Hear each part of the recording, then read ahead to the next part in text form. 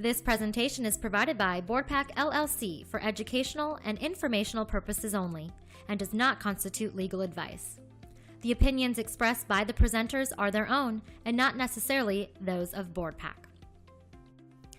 On behalf of BoardPaq, we welcome you to today's webinar.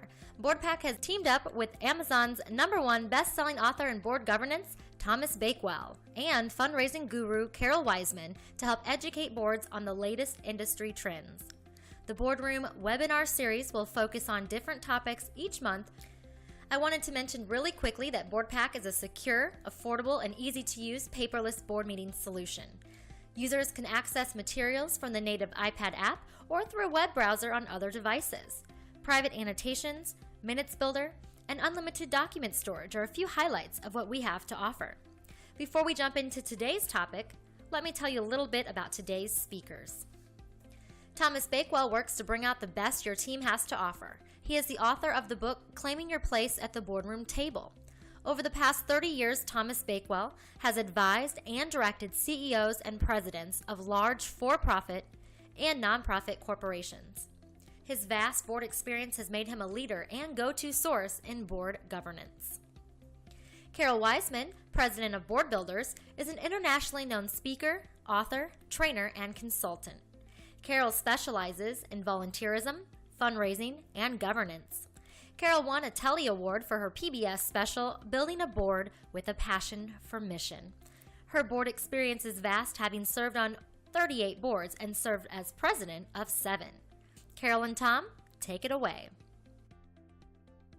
So, Tom, today we're talking about conflict of interest, and we better make this interesting. It's great to be here, and conflicts are one of those things that what do you have to worry about? Everybody's got one, so let's get into the topic and understand what a conflict of interest is. How about that first definition you have there, Carol? You have a long definition on this slide, and I have a short definition. Well, let's hear your short one. Well, my short one's right there at the end of the slide. Any transaction in which a director of the corporation has a material interest. What that means to me is when you talk about good governance, that's our overarching topic, and we have for-profit companies and not-for-profit companies. Basically, we're talking primarily about the boardroom, but it can apply anywhere in the organization. And does somebody have a conflict? So we're going to talk about what a conflict is. How about your long definition?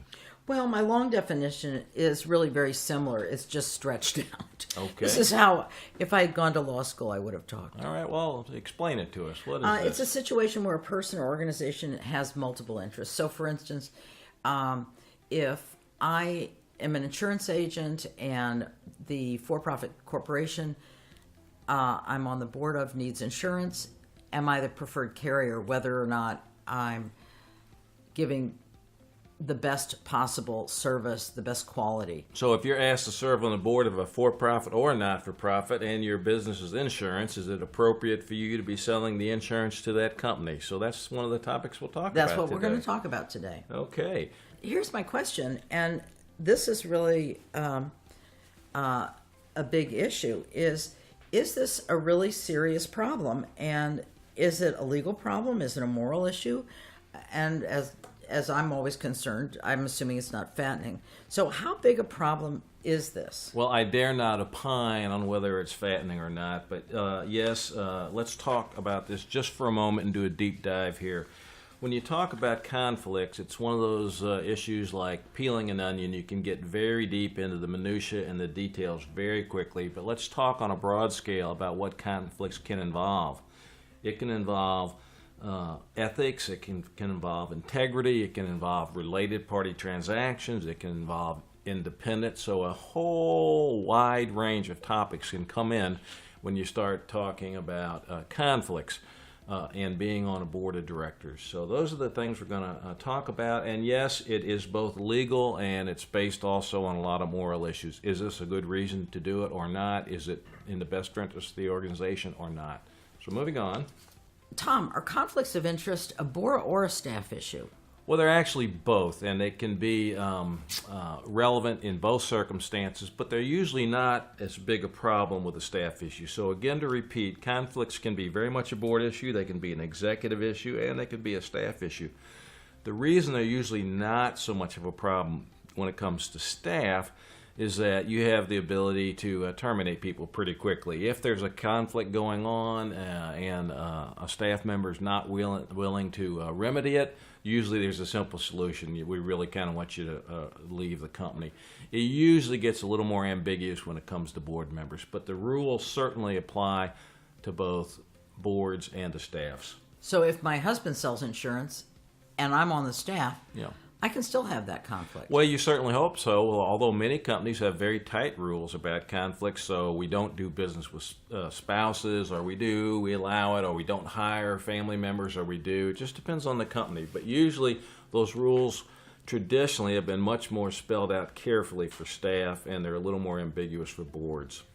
So, should a professional have to choose between being a trustee and a vendor? So I may have all kinds of knowledge because I work in this area. So I'm an expert on geology, and you're going to be doing exploration either as a nonprofit or a for-profit. Don't you want me? Well, everybody wants you, Carol, but let's use an even more specific example, though, that really does deal with you. You're a top-notch fundraising and governance consultant. Most every board would want you, but if you're serving on that board, should you turn around and be doing consulting for them, or you should be doing programs for them, or should you have a spouse that's providing services to them? And the question is that it just simply depends.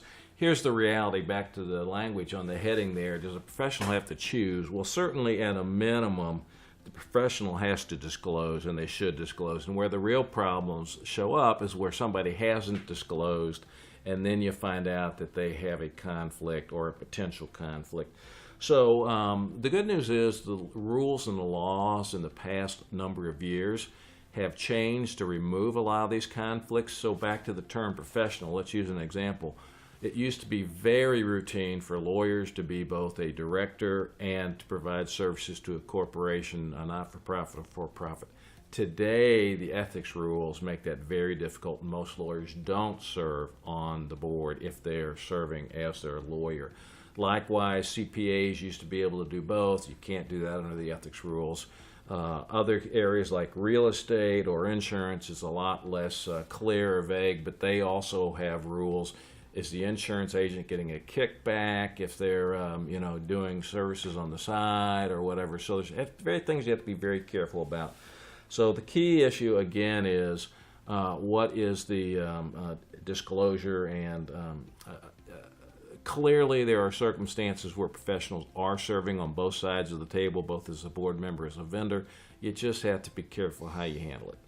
I think one of the boards that I served on that I really felt handled it extremely well was the National Hemophilia Foundation, because we had the top hematologist in the world on the board. And you wanted that person. Absolutely, we wanted them. But they were getting grants, some through the Hemophilia Foundation.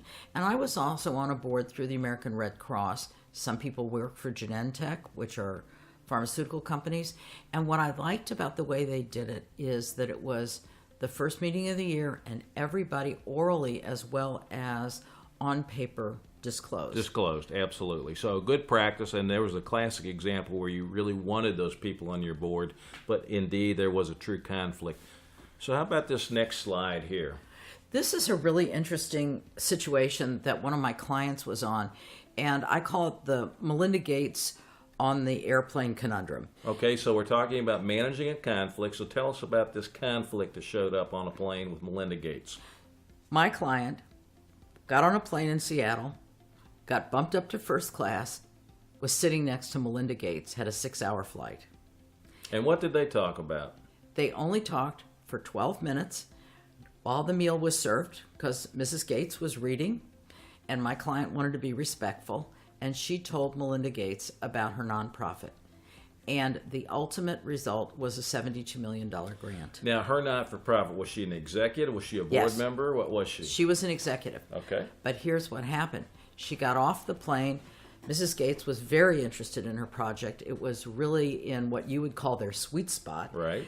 It was a perfect fit. She got off the plane.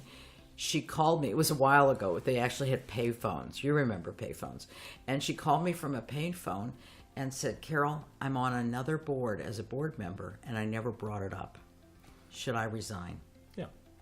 And I thought that was really an interesting question because she said, I had 6 hours and I only pitched the organization I worked for. Well, that's certainly a priority, and I would never blame that board member, but it does bring up a close call of a moral dilemma that comes up with when you have a great shot like that. And I'm sure the board that didn't get thought of at least was glad to know that she had access and connection to Melinda Gates. So. Well, and I think that's when you bring people on your board who are fundraisers or run other nonprofits in the nonprofit world, you have to say, how can you meet your fiduciary responsibility? And so back to the top line on that last slide where we talked about managing conflicts, the answer is you have to manage them very carefully and thoughtfully. And now we're here at a game plan. What's the heading there, Carol? You've got to have a strategy or a tactic to prevent conflicts. So the point is you have to think about conflicts ahead of time in the strategy part of the game. You want to have a game plan. The question is on conflicts, not whether they're going to show up. They will show up. So how do we deal with them when they show up? Well, you're the guy about strategy, so I'm going to ask you to answer this one. How do you develop both a culture and a plan so that this doesn't happen? Sure. Well, here's an example. We're going to spend some real time on this slide here. In my work with boards, what I've developed over the years is a four-prong approach or a four-level approach, and it's based on what I've seen with corporations, both not-for-profit and for-profit. And the four levels are articulated here. You run into a lot of organizations where there are no standards. I've been on boards, and I know you have too, where you wake up one day and everybody has a deal.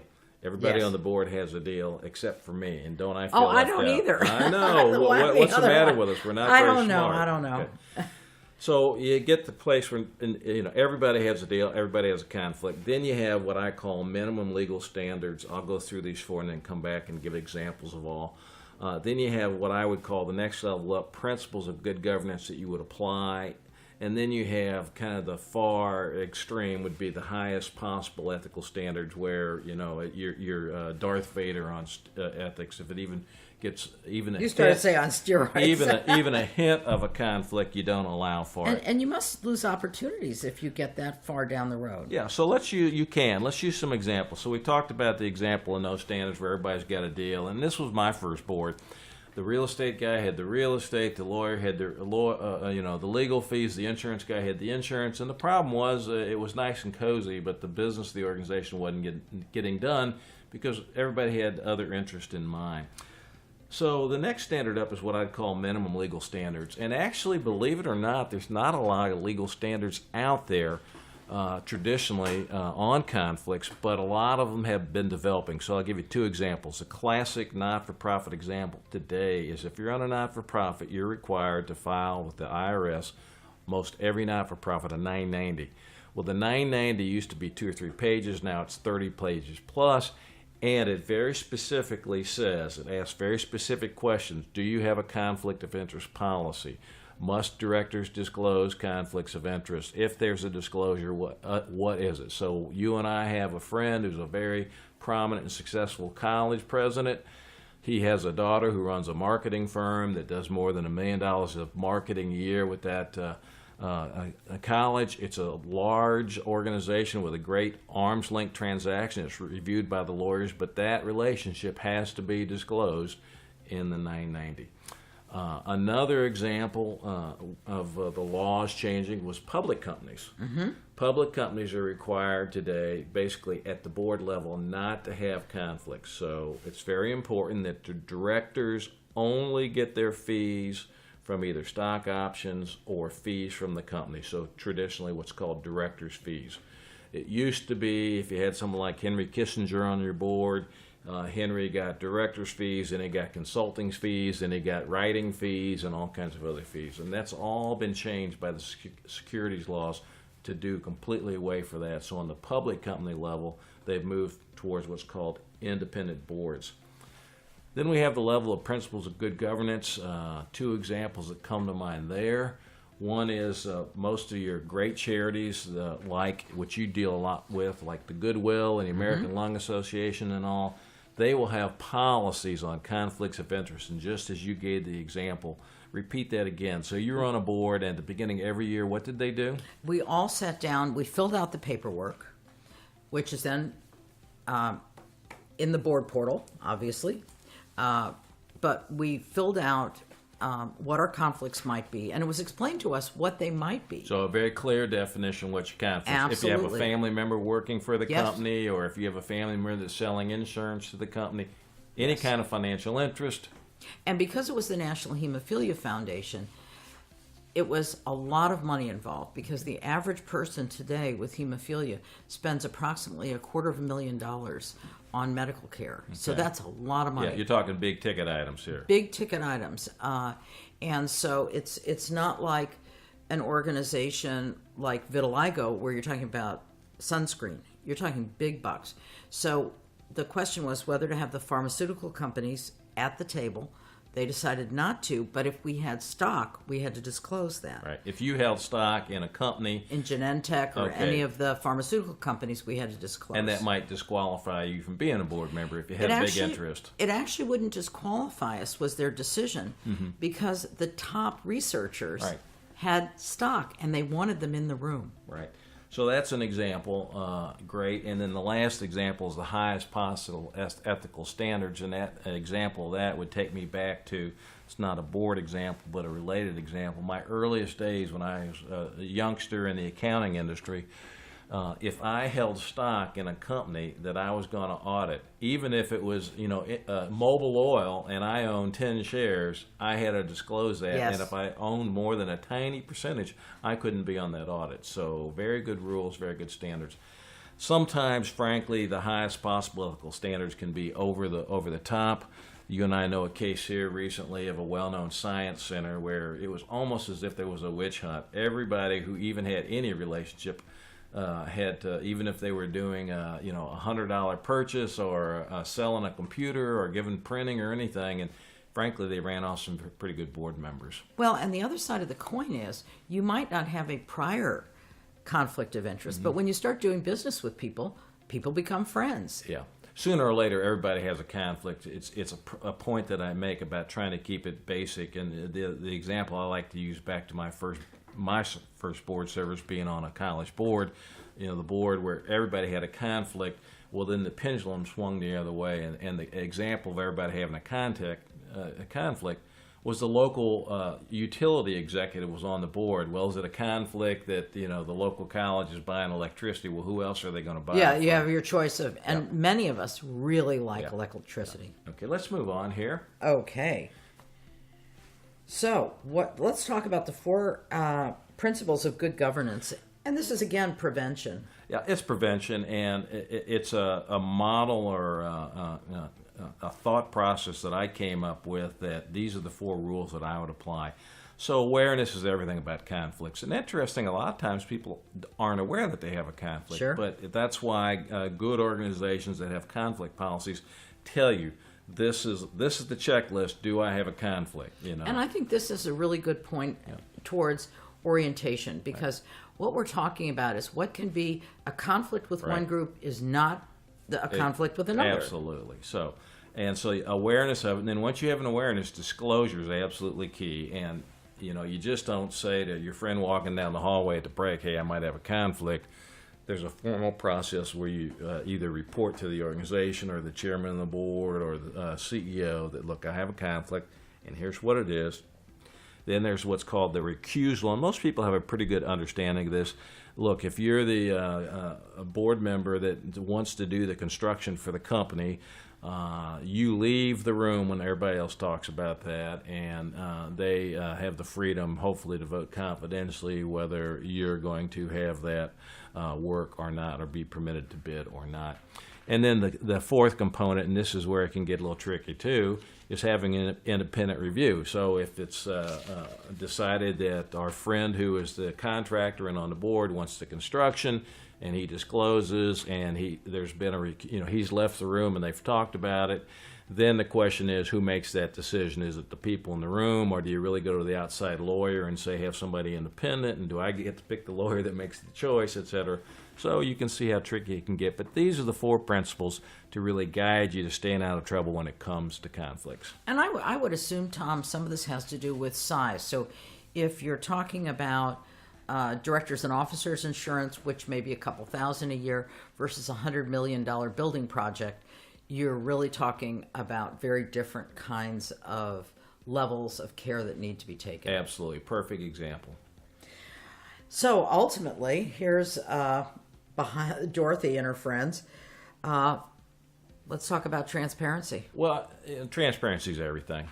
This is where you get into it. You were given some examples of conflicts being small or large, and frankly, we've reached a point now where conflicts can almost get humorous, serious but humorous. So another example would be there were some very notable cases, in the legal system with big companies that involve people like Martha Stewart. Well, wait a minute. So I'll give you 2 examples that involve this. If Martha Stewart is going to the same wedding as somebody else, and those people are both on competing boards or on the same boards, does that create some kind of conflict? Honest to goodness, those kinds of things are on the books.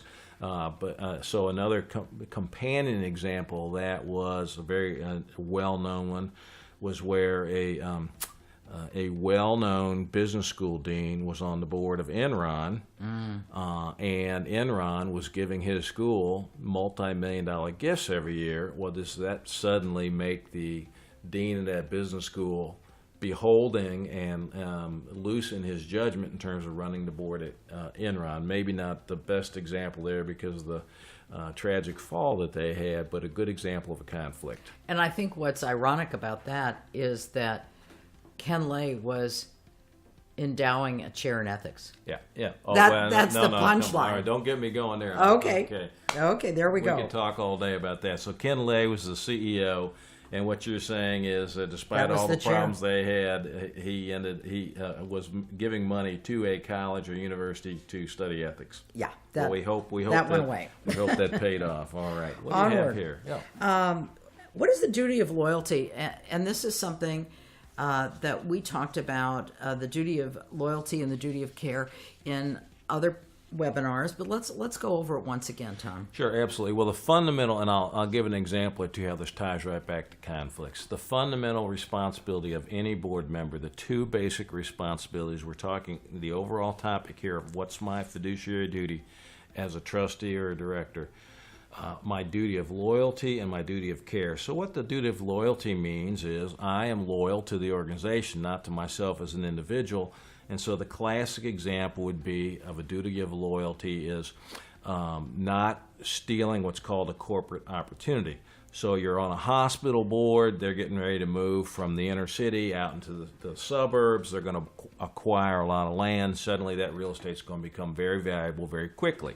You don't call up your best friend who's a real estate agent and say, hey, guess what I just heard? Go out there and let's form a partnership and buy some land there real quick. You simply don't do it. You've got to be loyal to the organization. Doing what I described, it would create a clear conflict. It would be because you're not being loyal. An example on the side of duty of care that relates to that likewise is on that same example, by virtue of that board member, if they walked out of the room and called their best friend about a real estate deal, they would be violating confidentiality. So they would be breaching their duty of care. One of the duties of care is to keep things confidential, look out for the best interest of the organization. So the fundamental principles of duty of care, duty of loyalty, if you want to stay on the good side and do right things, particularly regarding conflicts, you pay attention to those. And in terms of being loyal to BoardPaq and not violating trademark law, we created our own metaphorical dwarfs. Thank you, Mr. Disney. Well, what you're saying here, I think, when I look at this slide is if you're really trying to be pure and stay not in trouble, it goes back to the point that I said early on. When you dive into conflicts, it can go down a lot of paths. It can literally lead to fraud, it can lead to embezzlement, it can lead to abuse, it can lead to kickbacks. That's the one that's been in the press a lot lately. May not have picked up on it, but so a lot of insurance companies that for years have had what's called what everybody thought was legal referral relationships. One of my jokes is always to say, what's the difference between a referral fee and a kickback? And the answer, there's a technical answer to that, and the answer is on the referral fee, the person who's buying the premium or paying the price knows and has disclosed to them the fact that somebody, maybe sitting on your board or otherwise, is getting a piece of the action. So that's the difference. And two of my favorite coin terms when it comes to having good governance and following those duties of loyalty and duty of care is don't be sleazy, don't be sloppy, and don't be stupid. If you're a good board member, those are 3 good principles.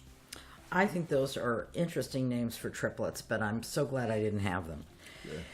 Onward, and again, we've talked about this, and these are common folks that might be involved in a conflict, are your architect, insurance provider, lawyer, and auditor. And I think we pretty well covered this. We have, and again, just to highlight, the good news is today for auditors, it's rare for them to be on boards. The ethical rules have changed there, and that's a very clear one. Lawyers are getting a little better at it. For a longest time, you had lawyers. Look, I'm a lawyer. I can say I can take a shot at my friends. I've never met, frequently I see lawyers that never met a conflict they didn't like. Yeah, right. Oh, I can represent both sides of this deal. Sure. And ethically, and actually, in some situations, you can. But it's just simply not a good idea. What are your conflicts? So insurance providers, again, they're the group that have been surprised lately by this issue of kickbacks, and they always thought they had standard good referral relationships, and now there's a new higher standard on the kickbacks. The one you don't see up there that's pretty common, 2 of them actually real estate agents and also insurance brokers, the insurance provider. But the real estate agents is pretty common. The other one, which is very frequently, is stockbrokers, particularly in the not-for-profit world, because everybody wants the prosperous stockbroker on their board. Sure. They know all the money people. Sure. So if you're a not-for-profit and you're trying to raise money, you really do want that person. Of course, they always want to manage your endowment, and it's really not a good idea for them to do that. So let's move on here. So, we've got a unique situation with founders. Now tell me what you mean by a founder. Founder is someone who starts a company, whether it's a for-profit or a nonprofit, and there are frequently different roles for these roles and rules for these folks. So, name an example of somebody who's founded a. You mean Oral Roberts with his university and his ministry? Or absolutely. Okay. And it's frequently in my world of nonprofits. Because I was an oncology social worker, it's frequently cancer. Okay. So take someone like Lance Armstrong. Oh, goodness. Or Mothers Against Drunk Drivers, the Okay. founder there.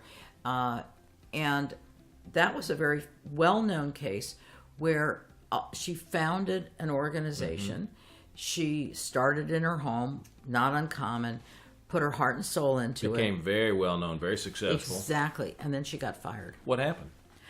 I don't remember the exact case, but what was difficult for her and for all founders is that sometimes something that we start gets too big and too prominent for us to have the management skills. So let's go back to the fundamental issue here. So the conflict is just by virtue of you being a founder of an organization, you inherently can have a conflict. It's very much, we're both parents, it's very much like when our kids go off to college and your kids are in the process of doing that and they make their own decisions. Sure. And sometimes they're not the same decisions as we'd like them to make. I can't imagine. It's other people has it. Sure, absolutely. So again, I'll go with the example. Growth. Sure, absolutely, of growth. And I'll go with the example, 2 examples that I know from the not-for-profit and what I would call the faith-based community. So you have Focus on the Family. They had a renowned founder, a guy named James Dobson.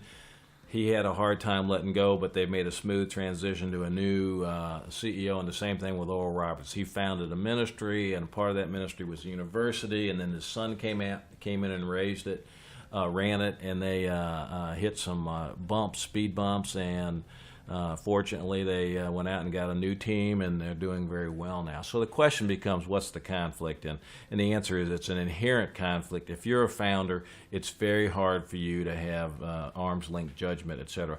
This happens very often on private companies too. A lot of times, private companies actually don't have what's called independent board members. They have a lot of board members, but if the stockholder is the one who invites you onto the board and has the ability to get rid of you, then they have the say. So just be aware that with founders, there can be special circumstances on conflicts of interest. You and I had an interesting situation a number of years ago when we did a huge strategic plan for a big international nonprofit. It was founded by a group of 7 women, and when we went to work for them, 5 were still on the board, and they were celebrating their 50th anniversary. And what would you want to remember about that? I'm not going to Very touch little. that. I'm not going to Very touch little. that. Yeah. But the point is, it was in their bylaws that they got to stay on. One was deceased, one was in a nursing home. Was that the best for the people they served? And so, that was the ultimate question. And what you've tied back here is a key point that I want to make, and it's where we started, and you have it in the title here. It's good governance. The principles of good governance are conflicts. So was that organization well served by keeping some octogenarians, some very senior members on to maybe maintain the mission, but they also maybe didn't want to change with the times? Yeah, and that's where you need outsiders to come in, because I don't think it's never a black and white situation. It is not. There's no hard, fast rules. It's called judgment. And it was a really difficult situation. Good. So we're talking as we move into judgment here. So here's an example. This is an unusual one. Yeah, this is a case that I've dealt with in the past, actually more than one time, and it gets back to an example of is this a good idea or not, or is this a ragingly bad idea? Here was a case where a private company board of a family business had a key consultant and a person who was a therapist, and had actually, treated and counseled a number of the family members, and went onto the board. And in my, mind, frankly, I can't think of a greater example of a terrible conflict of interest, where you got the therapist sitting around the table trying to also be objective about business making.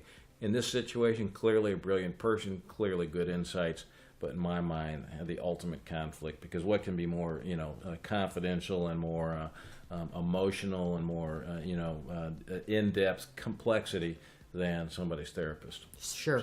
So we're getting away from the lawyers and auditors, and it's a much broader issue. Well, no, I'm going to go right back to the lawyers. Frankly, it's the way I felt about it's right at the same level would be a lawyer who says I can represent both sides, or a lawyer who says I can sit on your board of directors and I can be your lawyer giving advice. And by the way, very early on in my career, before the ethical rules came out, I was kind of really used to get very offended where I would see lawyers doing this, because it's really hard to be objective. It's the joke I make, as a lawyer. I used to get a lot of laugh lines. I'd never met a conflict I didn't like.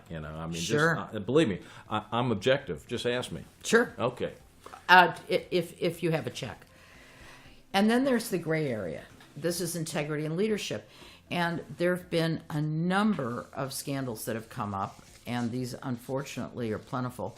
And when we started talking about this, we just tried to narrow it down to a few: New Era, Bernie Madoff, and Enron. Yeah, so let me give a couple examples here, but this is again back to the key point that when you talk about conflicts, you can talk about nepotism, you can talk about referral fees, you can talk about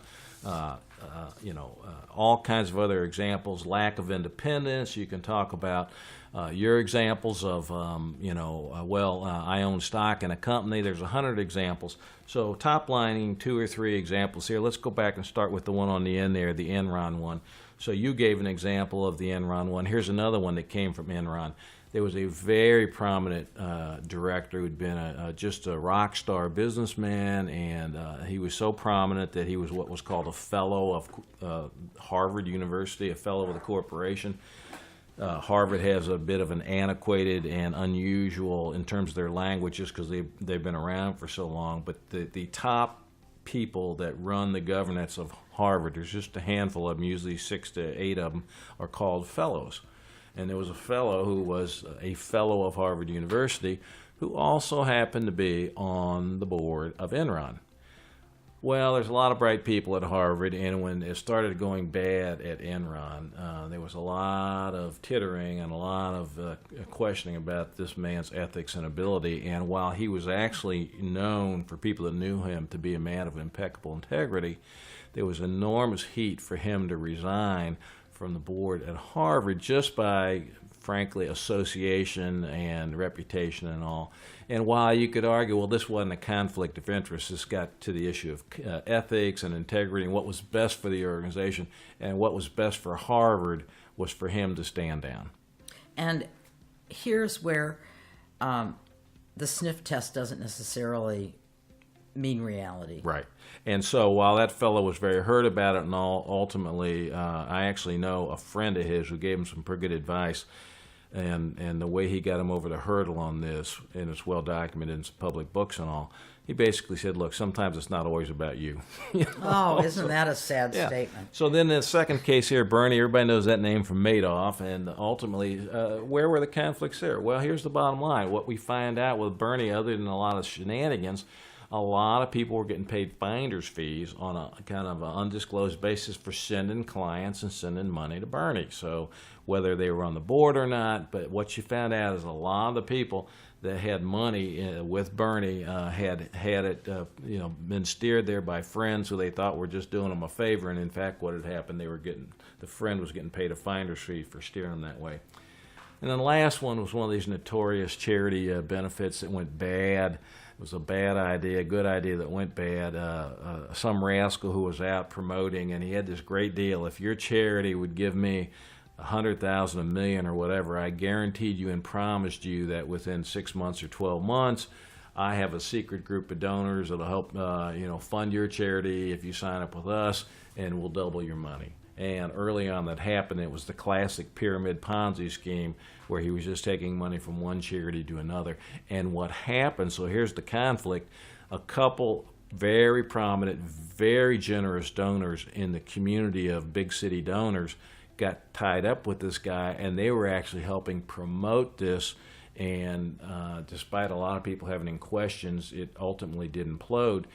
To the credit of those very prominent big city donors, they had so much egg on their face that they made most of the other donors and most of the other charities whole. So when they were so embarrassed and felt so bad that they had put people into a bad deal, that they turned around. The other piece of that I found interesting was that what he did and what Bernie Madoff did is they found the most ethical people they could find to bring in at the top.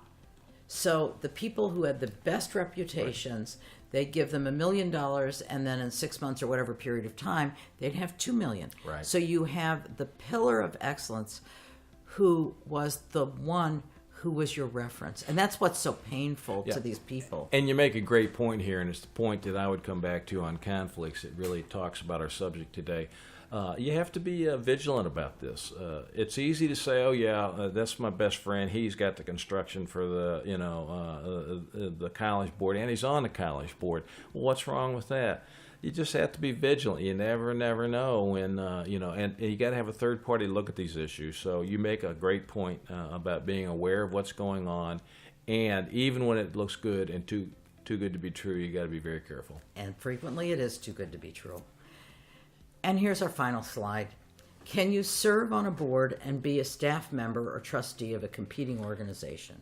Well, this is a sliding scale. The answer is this is tricky business, and the general rule I would give is no. But the flip side is, in a lot of small communities, particularly with not-for-profits, this happens very commonly and for good reasons. But you just simply have to be very careful about these things. I've got a situation right now, Carol, where I'm working with an organization that's having a little bit of difficulty. And the board member who really wants to have a lot of say in this organization is a former employee of this organization. Yes. And he simply is not objective in his thinking. He Yes. really has an old axe and an agenda to grind, and he won't say it. And what's troubling to me is other people aren't saying it. I had the same situation about last week. Yep. It was exactly the same situation where there was a former employee who really had an axe to grind, left to go to another organization, is now CEO of another organization.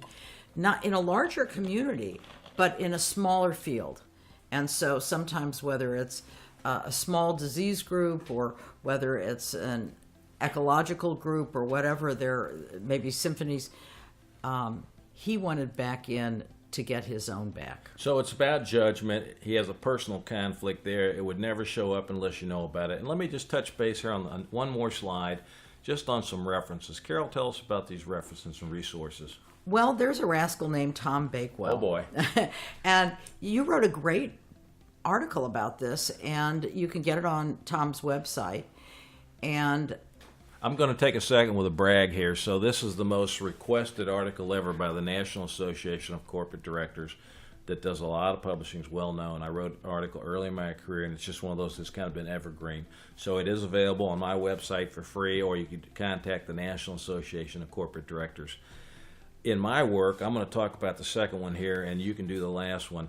The best document I've ever seen, I don't even know if you can get it anymore. It was called the Guidebook for Directors of Nonprofit Corporations. It was published by the American Bar Association. I'm sure on today, we won't talk about where you can buy books today online, but I'm sure you could find this if you were looking for it. Or you could probably go right to the American Bar Association. And what about this last one, Carol? And finally, the gold standard for nonprofit boards is BoardSource, and they have a publication called The Legal Obligations, but this is referred to in many of their publications. So there's a lot of material out here.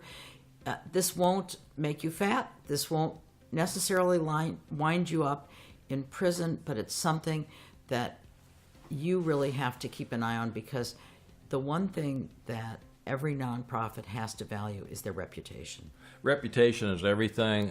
That's the greatest risk that a director can have. It's the greatest risk that a company can have. And when it comes to conflicts, don't let them paralyze you. Don't let them slow you down, but do be acutely aware that conflicts of interest are a very important topic. Thanks for the time, Carol. Great to be with you. Thanks, Tom. And thanks to BoardPaq.